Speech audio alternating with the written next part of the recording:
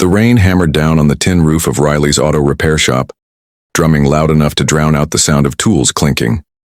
Inside, Evan, a slim, grease-covered mechanic in his late 20s, wiped his hands on his faded overalls and prepared for another long day of fixing cars he could never afford.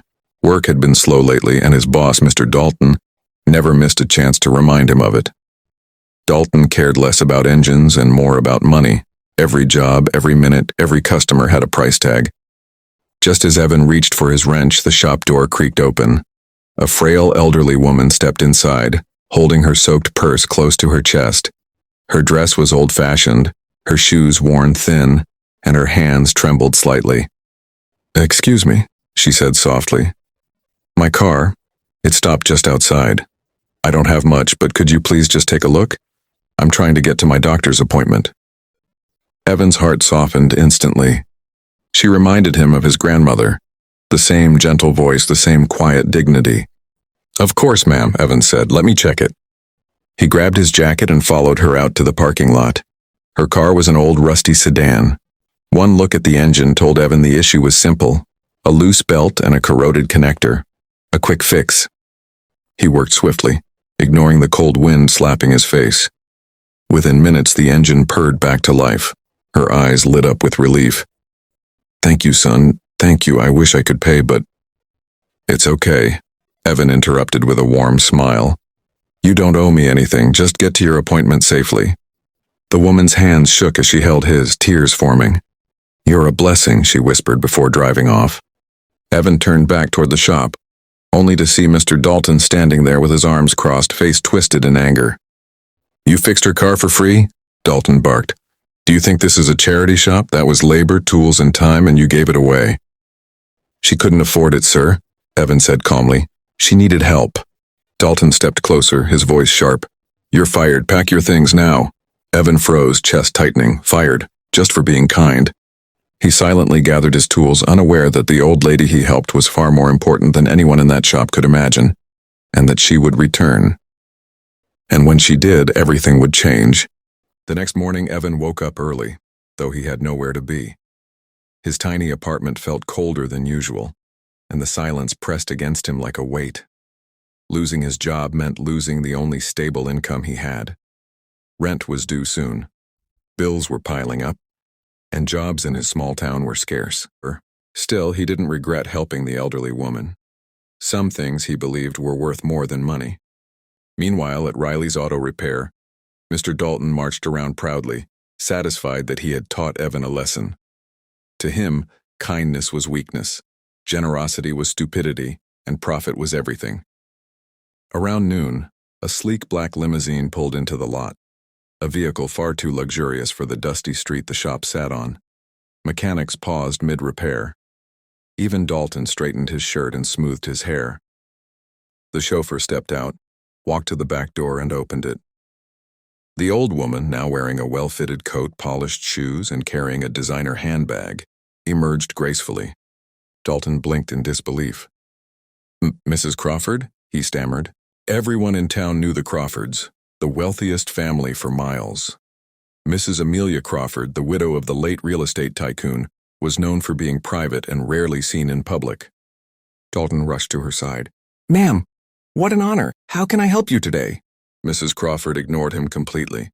Instead, she looked around and asked, "Where's the young man who fixed my car the other day?" Dalton stiffened. His voice wavered.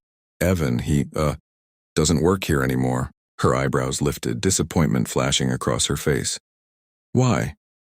"He helped me without hesitation." Dalton swallowed. "Well, he didn't charge you, and this is a business." Mrs. Crawford's piercing gaze hardened. "So you fired him for being kind?" Dalton opened his mouth, but she raised a hand, silencing him. "Bring him back," she ordered. I can't," Dalton confessed, "and he's gone." Mrs. Crawford exhaled slowly, then turned to her chauffeur. "Take me to him." The shop workers exchanged shocked looks as the limousine pulled away. Evan was sweeping the floor of his small apartment when he heard a knock. When he opened the door, he froze. Mrs. Crawford stood before him. "Young man," she said gently, "I owe you more than thanks." Evan stepped aside, confused. "Ma'am, you didn't need to come." "Oh, but I did," she said, smiling softly. Because your kindness is about to change your life. Evan stepped back as Mrs. Crawford entered his small apartment, looking around quietly. The peeling paint, the flickering light bulb, the stack of unpaid bills on the table. She noticed everything. "Young man," she said softly, "do you know why I was driving alone that day?" Evan shook his head. "My driver had an emergency, but I insisted on going out because—" She paused, emotion catching in her throat.